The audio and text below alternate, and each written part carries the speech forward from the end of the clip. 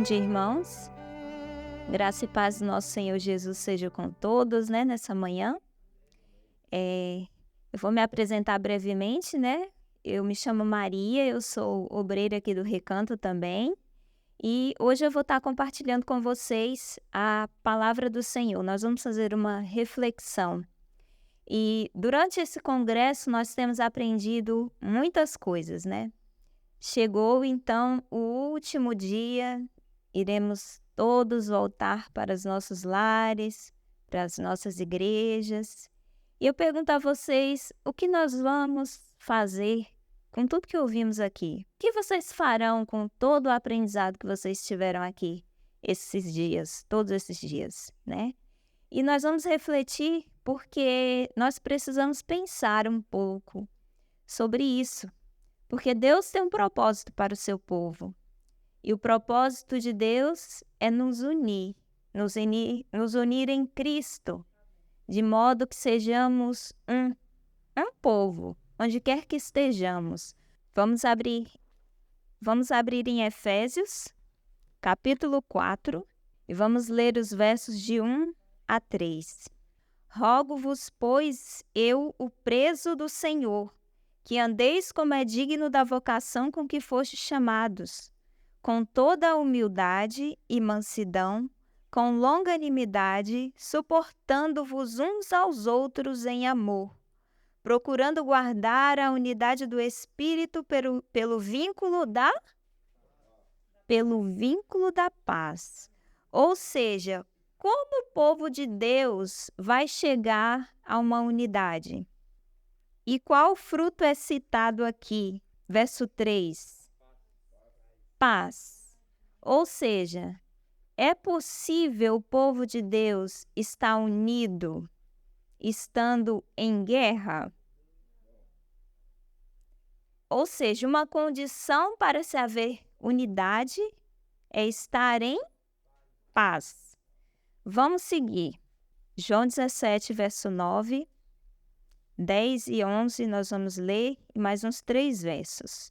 Eu rogo por eles, não rogo pelo mundo, mas por aqueles que me deste, porque são teus. Aqui é a oração intercessória de Jesus, Verso 10. E todas as minhas coisas são tuas, e as tuas coisas são minhas, Jesus falando ao Pai. E nele sou glorificado. No verso 11 ele diz: e eu já não estou mais no mundo, mas eles estão no mundo. Eles quem? Aqui dentro do contexto, ele está falando ainda para os discípulos. Então, aqui ele está dizendo que os discípulos ainda estão no mundo, Mas veja só. Mas eles estão no mundo, e eu vou para ti. Pai Santo, guarda em teu nome aqueles que me deste, para que sejam um, assim como nós. Então, aqui, primeiramente, Jesus está falando para os discípulos, orando a Deus pelos discípulos. Mas veja os versos que nós vamos ler agora.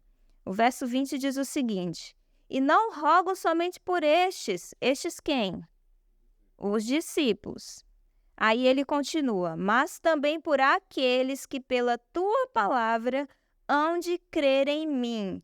Ou seja, Jesus estava orando ao Pai pelos discípulos, mas ele disse: mas eu não oro só por eles, eu oro por todos aqueles que virão a crer em mim.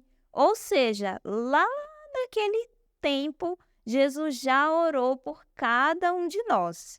Aí veja só, amém por isso, No verso 21, olha só o objetivo pelo qual Jesus estava já orando por nós há tanto tempo atrás, olha só. Para que todos sejam um, como tu, ó Pai, o és em mim e eu em ti, que também eles sejam um em nós, para que o mundo creia que tu me enviaste. Olha o propósito de Jesus. Nós crendo nele, nós vivendo em unidade uns com os outros, na pessoa de Cristo, o que vai acontecer com o mundo? O mundo vai crer em Jesus.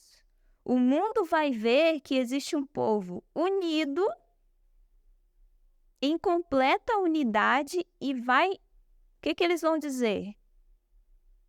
Esse Jesus tem algo diferente em vocês. O que vocês têm que nós não temos, né?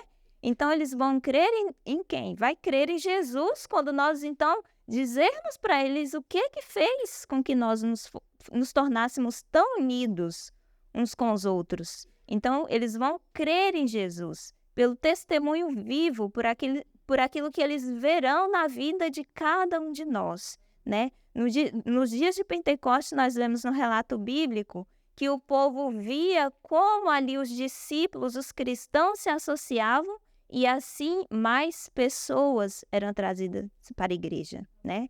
Era pelo testemunho, pelo amor que havia entre eles. Eles comiam juntos ali, partilhavam o pão, tinham tudo em comum. E aquilo, o mundo ficava espantado. As pessoas não viam aquilo no mundo. E aquilo atraía as pessoas a Cristo. E não será diferente conosco. Vamos ver outro texto, João 15, verso 12. O meu mandamento é este, que vos ameis uns aos outros, assim como eu vos amei. Exatamente. Vamos avançar. 1 João 2, 9 a 11. Aquele que diz que está na luz e odeia seu irmão, até agora está em trevas. Aquele que ama seu irmão está na luz, e nele não há escândalo. Mas aquele que odeia seu irmão está em trevas e anda em trevas, e não sabe para onde deva ir, porque as trevas lhe cegam os olhos. Ou seja, nós vimos aqui pela palavra do Senhor que o propósito de Deus é unidade. É que estejamos unidos e que amemos uns aos outros. E aqui o apóstolo João enfatiza que se nós odiamos o nosso irmão, nós estamos em trevas. E quando a gente fala aqui em ódio, vamos expandir um pouco mais isso. Não significa necessariamente eu tenho um ódio aqui por alguém. Mas isso se aplica a qualquer questão que envolve conflitos e problemas entre os irmãos. Ou seja, maledicência, difamação, ruins suspeitas, crítica, qualquer coisa dessa espécie constitui trevas. Revela que estamos em trevas. Nós vamos partir agora para os textos do Espírito de Profecia. Veja só, Evangelismo, página 696, diz o seguinte: é a incredulidade, o mundanismo e falta de consagração e a contenda entre o professo povo de Deus que nos tem detido neste mundo de pecado e dor por tantos anos. Eu gostaria daqui para frente de enfatizar com vocês e nós refletirmos um pouco sobre um aspecto que está nas relações e que é de fundamental importância que nós compreendamos, porque muitas vezes não é um assunto que a gente costuma ouvir falar, não é um assunto que a gente se interessa por estudar, até porque a gente não vê falar, então não desperta o interesse por esse assunto. É um assunto simples, mas que faz total diferença nessa relação que nós devemos ter para chegarmos nesse propósito de Cristo pela graça dele, de vivermos em unidade, em união. Então, aqui diz que a contenda, o último aspecto, né? Que a contenda entre o povo de Deus, que faz também com que nós permaneçamos ainda nesse mundo. Vamos avançar.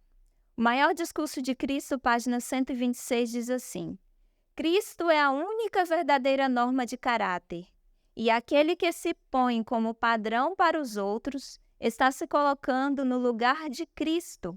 E visto haver o Pai dado ao Filho todo o juízo, João 5:22, quem quer que presuma julgar os motivos dos outros está outra vez usurpando a prerrogativa do Filho de Deus. Veja só, é muito comum nós julgarmos as motivações dos outros. É muito comum nós inferirmos coisas que as pessoas não dizem. É muito comum nós interpretarmos o que os outros falam ao nosso modo, né? É muito comum nós não respeitarmos que as pessoas pensem e ajam diferente de nós. Isso é muito comum. Nós vemos isso em todos os contextos. Nós vemos isso com relação aos princípios da fé. Nós vemos isso com relação à música, a vestuário, à alimentação. Não é difícil. Todos nós aqui, eu posso afirmar que já vimos pessoas discutindo sobre algum ponto. Ah, isso aqui, o certo é assim, assim, e entra em discussão, não é verdade? Vocês já viram? E é provável que muitos de nós até já discutimos com outros sobre essas coisas, não é verdade? Mas veja aqui, nós não temos diante de Deus o direito de julgar o que os outros pensam e nem nos colocarmos como norma, nem mesmo quando nós estamos corretos.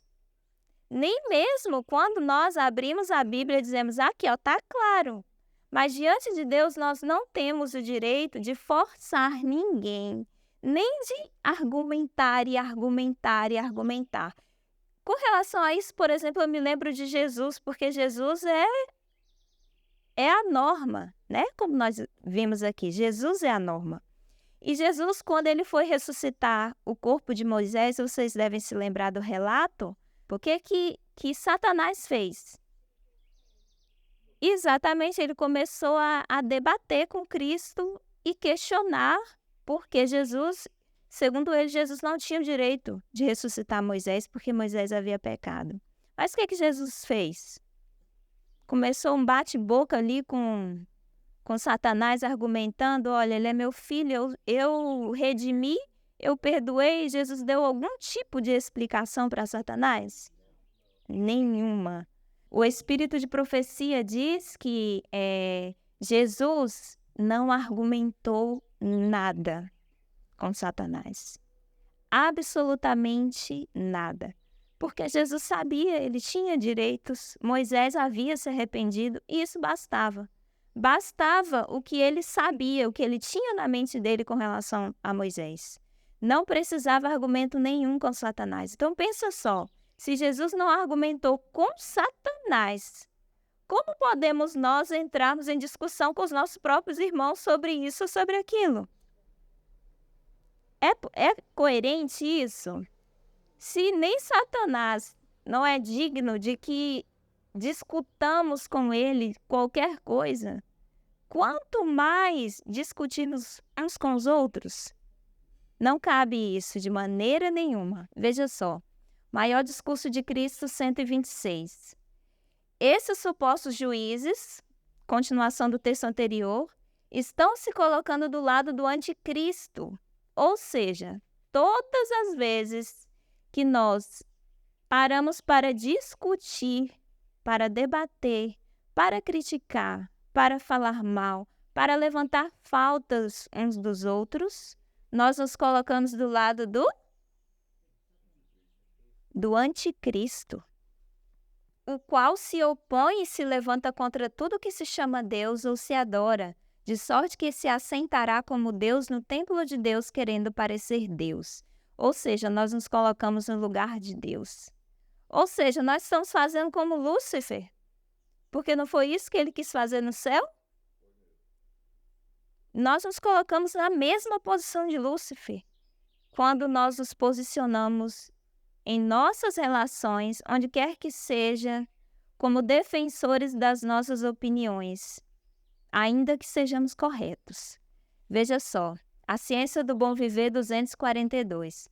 Não é desígnio de Deus que nenhuma criatura humana submeta a mente e a vontade ao domínio de outra, tornando-se um instrumento passivo em suas mãos. O que nós gostamos? Quando nós expomos nossas ideias e as pessoas tranquilamente dizem, assim seja. Né? Não é assim que a gente gostaria que fosse? Mas é assim que Deus quer? Não. Deus disse que não é da vontade dele que nenhuma mente se submeta a outra. Perca sua individualidade. Nós vamos ver. Ciência do Bom Viver 361. Aqui falando do contexto do lar, eu vou trazer aqui 3 contextos que vai se aplicar em todas as relações. Nem o marido nem a esposa devem imergir sua individualidade na do outro. Cada qual tem uma relação pessoal para com Deus, e a ele cabe um dever perguntar: que é direito? Que não é direito? Como posso cumprir melhor o propósito de minha vida? Que a abundância de vosso afeto flua para aquele que deu a vida por vós. Fazei com que Cristo seja o primeiro, o último e o melhor em todas as coisas. Então, queridos, nós podemos expor nosso pensamento, o que nós pensamos sobre as coisas? Podemos.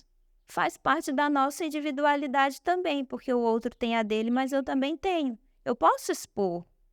Só que o que acontece, eu tenho que compreender que o outro tem a individualidade dele e ele tem que perguntar para Deus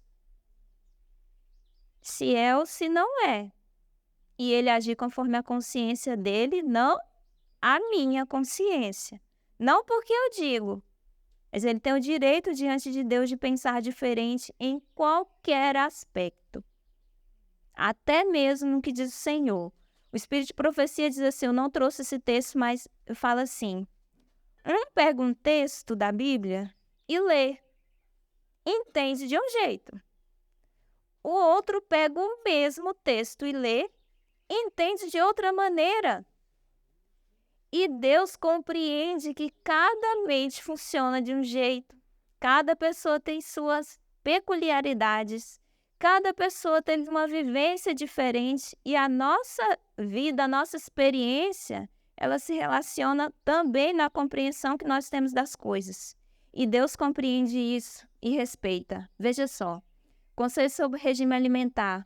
Aqui vai falar agora sobre alimentação. Veja só. Cada parte do homem deve ser guardada. Devemos estar atentos. Não suceda que o que levamos para o estômago expulse da mente pensamentos altos e santos. Deus está dizendo. Não permita que entre no estômago algo que vai expulsar da mente pensamentos altos e santos. Mas olha só o que Deus continua dizendo. Não tenho o direito de fazer o que desejo? Perguntam alguns. Né? Quando nós pregamos sobre reforma de saúde, falamos para o irmão ou quem quer que seja. Mas eu não tenho o direito de fazer o que eu desejo? Aí, olha só.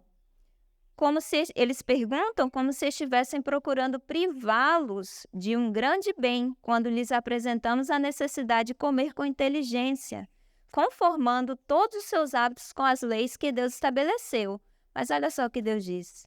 Há direitos que pertencem a cada indivíduo. Embora ensinamos o correto, falamos sobre a alimentação correta, há direitos que pertencem a cada indivíduo. Temos uma individualidade, uma identidade que é nossa própria. Ninguém pode submergir sua identidade na de outrem. Todos precisam agir por si mesmos, de acordo com os ditames de sua consciência. Ou seja, você fala sobre um princípio de saúde com alguém, conversa com o irmão que talvez não seja vegetariano ainda. E você quer colocar dentro da cabeça dele que está certo, está lá no conceito sobre regime alimentar. E está mesmo. Só que o que Deus diz? Ele precisa agir segundo os ditames da própria consciência dele. Ou seja, ele precisa compreender por ele mesmo e aceitar o princípio ali por ele mesmo. Não, eu não tenho direito diante de Deus de forçá-lo, de guerrear com ele para que ele aceite a reforma de saúde ou o que quer que seja o princípio da verdade. E por que Deus diz tudo isso, irmãos? Porque Deus sabe que não pode haver unidade em meio à contenda, a discussões. Pelo contrário, quando nós fazemos isso, e nós vamos ver um texto que fala, nós fechamos as portas. Porque o nosso eu é vivo e inflamado.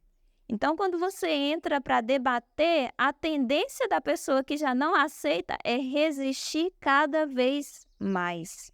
É endurecer o coração. E aí você vai ser responsável por isso. Você vai ter uma conta a prestar com Deus com relação a isso. Então, qual é a nossa segurança? É compreender que Deus respeita que cada um pense diferente do que eu penso. Deus respeita que cada um pense até mesmo diferente a respeito do que ele disse. Deus respeita. E ele dá tempo, ele é misericordioso e paciente. E ele espera com paciência até que essa pessoa compreenda e aceite. Porque ele é longânimo e ele quer com que todos se salvem. E nós precisamos cooperar com Deus nesse sentido. E continuemos. Conselho sobre saúde. Em nossas instituições, aqui agora trazendo todos os tipos de instituições.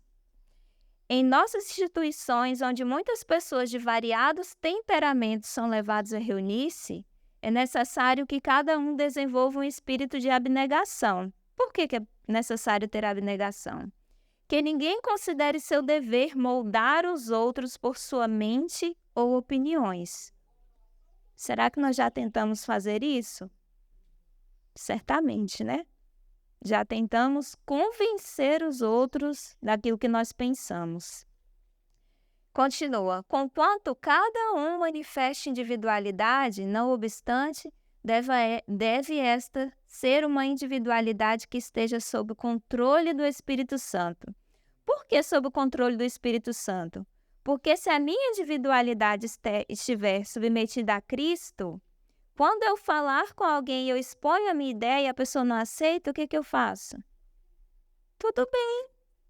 Ele está no direito dele de rejeitar o que eu estou dizendo. Ele está no direito dele de pensar diferente do que eu penso. Porque eu tenho o direito de pensar como eu penso, ele também tem o direito de pensar como ele pensa. Veja só, se formos bondosos e semelhantes a Cristo, haverá uma fusão dos corações e dos interesses que será benéfica a todos indistintamente. Está vendo só? Mesmo pensando diferente do outro, irmãos, se eu for bondoso, se eu for abnegado, o que vai acontecer? Vai haver unidade. É como o Espírito de Profecia diz, unidade na diversidade. E esse é um dos maiores testemunhos do poder do Evangelho. É uma prova, são pessoas diferentes, com histórias diferentes, que raciocinam por si mesmos, estarem unidos. Existe maior testemunho que esse? Continua. Desejado de todas as nações, 88. Criador dos mundos, a terra era possessão sua, e, todavia, cada passo de sua existência foi assinalado pela pobreza. Possuía dignidade e individualidade inteiramente isentas de orgulho terreno ou presunção, o que nos leva a querer defender a ferro e fogo nossas opiniões. Essa palavrinha aqui, ó, orgulho. Em vez de sermos abnegados, nós os mantemos firmemente posicionados e não respeitamos o direito do outro de pensar diferente de nós. Quem é que faz isso? Orgulho. Não ceder. É orgulho. Veja só, Parábolas de Jesus 154. O mesmo mal que levou Pedro à queda e excluiu da comunhão com Deus o fariseu, torna-se hoje a ruína de milhares. Nada é tão ofensivo a Deus, nem tão perigoso para o espírito humano como o orgulho e a presunção. De todos os pecados, é o que menos esperança incute e o mais irremediável. Nós vemos isso na história de Lúcifer, né? O orgulho não permitiu com que ele voltasse atrás. Ele teve a oportunidade de voltar atrás da sua opinião, mas o orgulho não permitiu com que ele fizesse isso. E muitas vezes o orgulho não permite, o nosso orgulho não permite com que a gente ceda, com que a gente respeite o direito do outro. Às vezes, se estamos errados, que a gente vai e reconheça que erramos, que a gente vai e peça perdão, né? Veja só, olhando para o alto, 210 diz assim, isso aqui foi um sonho que a irmã White teve. Eu peguei alguns trechos, ele é bem maior, vocês podem pela referência depois ler, porque é muito interessante esse sonho dela. Diz assim, na noite passada estive num estado de insônia a maior parte do tempo. Muitas cenas passaram perante mim. Uma cena foi de uma reunião em que várias pessoas estavam presentes. Um homem se levantou e começou a encontrar faltas em seus irmãos. Olhei para as vestes do que falava e vi que eram muito indesejáveis. O que é veste? caráter. Ou seja, ele se levantou para falar do irmão, mas as vestes dele eram indesejáveis. Ou seja, o caráter dele não era o caráter de Cristo. E aí ela vai dizer, depois desse texto, que depois levanta outro e começa também a expor a falta de outros. E ela olha para as vestes, era um pouquinho diferente da dessa, mas também era indesejável. E assim virou uma bagunça ali, uma discussão, e cada um tentava, impaciente, querendo expor seus argumentos. Eles passavam por cima do outro que estava falando e falava mais alto, era um burburinho. Veja só. Após muitos terem falado, alguém de autoridade apareceu nessa reunião e repetiu as palavras: não julgueis, para que não sejais julgados. O próprio Cristo estava presente.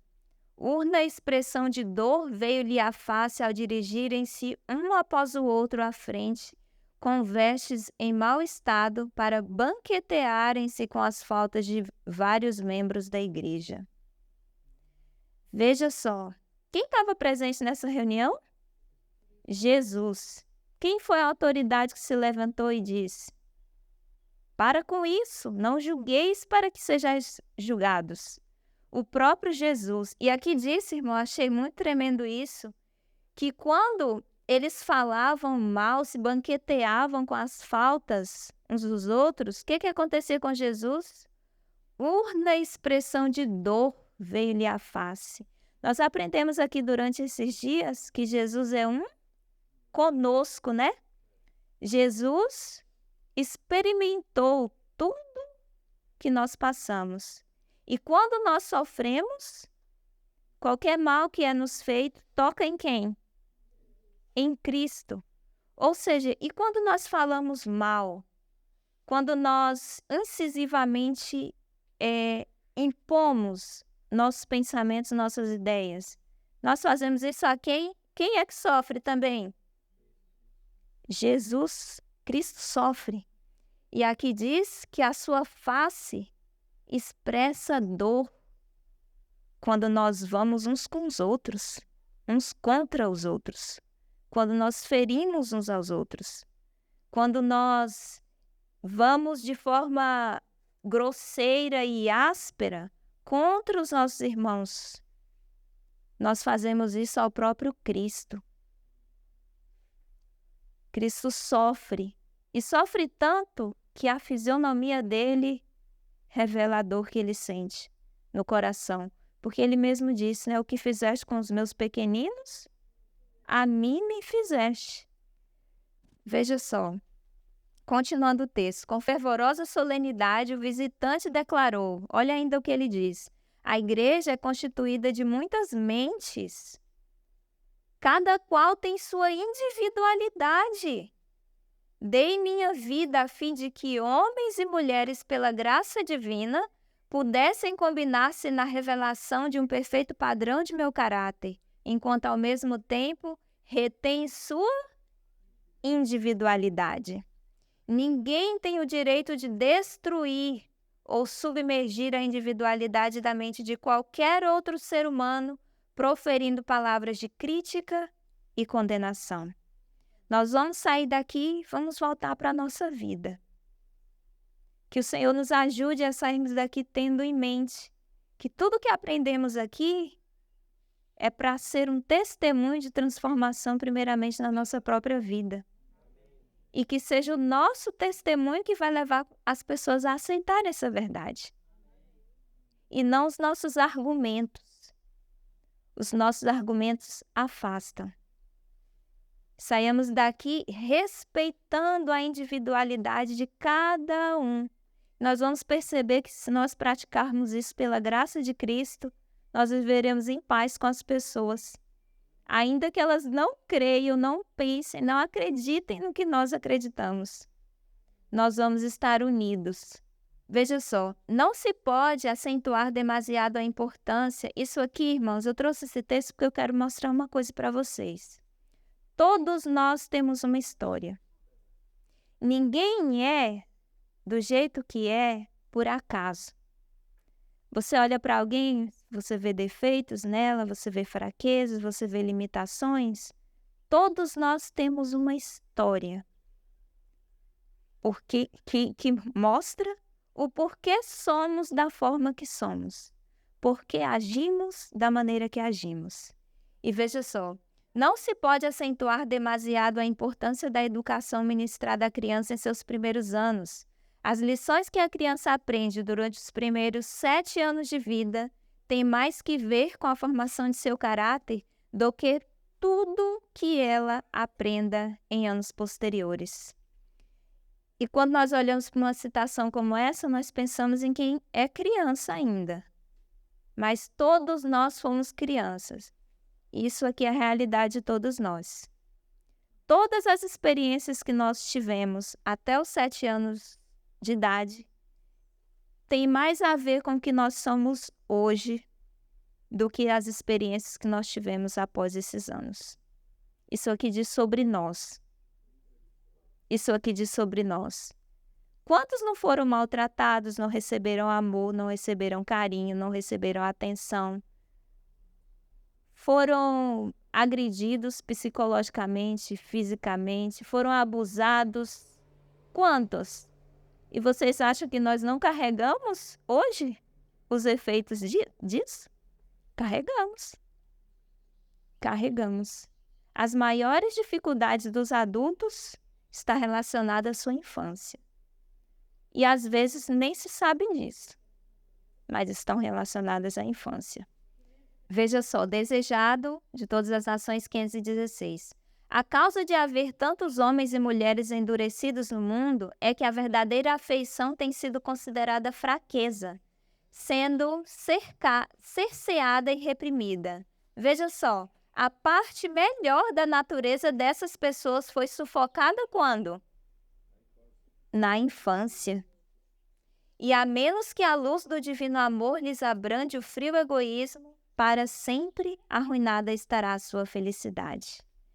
Ou seja, muitas das nossas dificuldades como adultos estão relacionadas aos nossos problemas que tivemos na infância. O que faltou ou que teve que não deveria ter tido. Veja só, Jesus, queridos, e eu quero finalizar com isso. Jesus compreende cada ser humano. E quando Jesus olha para alguém, ele não vê só aquilo que você é agora.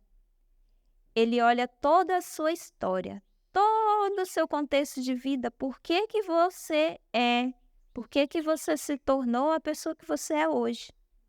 Ele não desconsidera o seu contexto de vida. Ele não desconsidera as experiências que te levou a ser aquilo que você é.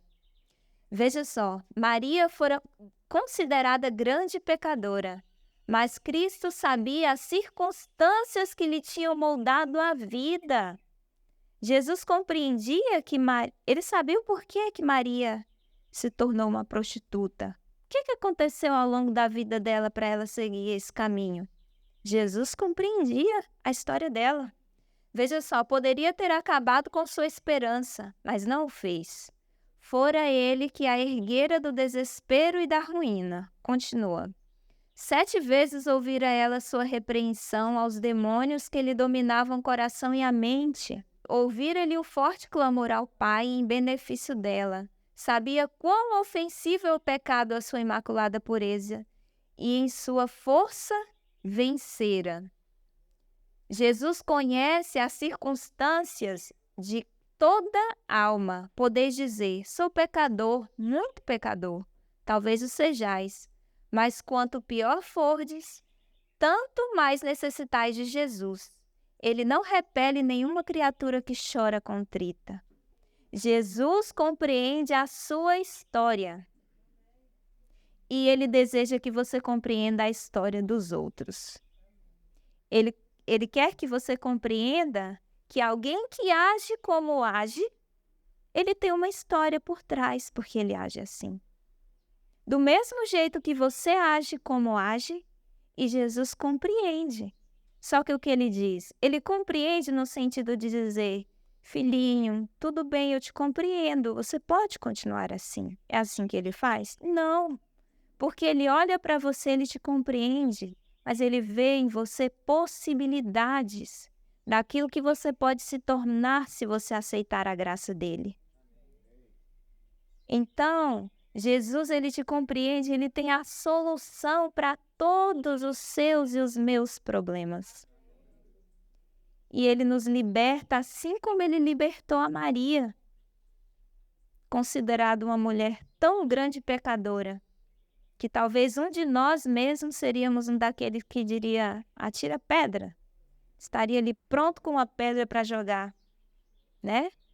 Mas Jesus, veja só, diz aqui, Jesus contemplou aqui, já trazendo aquela história da mulher pega em adultério, nos traz também algo a refletir. Diz assim, Jesus contemplou um momento a cena, a trêmula vítima em sua vergonha.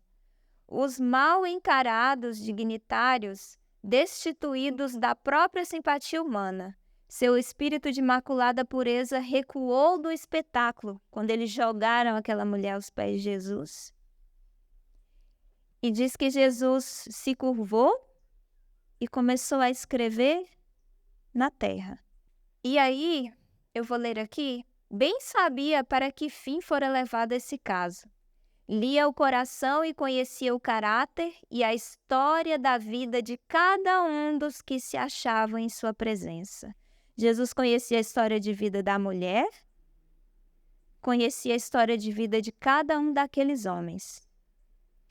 Aí continua, esses pretensos guardas da justiça haviam eles próprios induzido a vítima ao pecado a fim de prepararem uma armadilha para Jesus. Mas o que Jesus fez? Veja a descrição, veja o espírito cristão. Jesus escreve na terra e o desejado diz que Jesus não expôs diante deles, diante de todo o povo ali, os defeitos, os pecados deles. Jesus não expôs.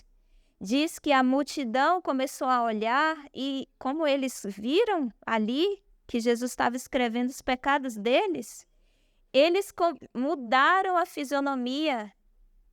E Jesus virou e perguntou assim, quem não tem pecado, atira a primeira pedra, e continuou escrevendo. O que eles fizeram? Saíram um por um e o povo ficou sem entender, querendo saber o que estava acontecendo. Mas Jesus verbalizou. Quantas vezes nós nos verbalizamos uns para os outros os defeitos de alguém, né? E às vezes nós não temos receio em chamar atenção na frente dos outros. Nós não temos receio disso. Enquanto Jesus, o que ele fez? Ele expôs ali, a gente poderia até dizer, bem que merecia, né? Mas Jesus fez isso? Não, Jesus não expôs. Jesus não expôs o defeito deles. E eles saíram, e Jesus depois, eu acho isso lindo demais. Erguendo-se então e fixando os olhos nos anciãos autores da trama, disse, né? Aquele que dentre vós está sem pecado, seja o primeiro que atire pedra contra ela. E inclinando-se, continuou a escrever. Essas palavras ecoam até hoje. Quando nós falamos mal de alguém, Jesus diz assim, você não tem pecado?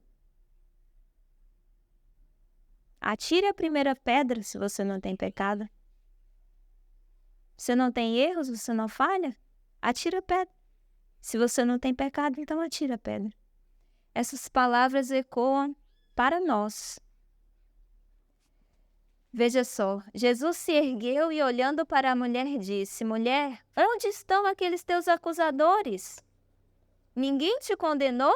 E ela disse, ninguém, Senhor. E Jesus vai e fala, nem eu também te condeno. Vai-te e não peques mais. Oxalá, irmãos, estejamos nós aqui nessa mesma posição de Cristo, diante dos nossos irmãos, de poder dizer, meu irmão, eu também não te condeno, você pecou? Eu não te condeno. Sou tão falho como você, né? Eu não te condeno.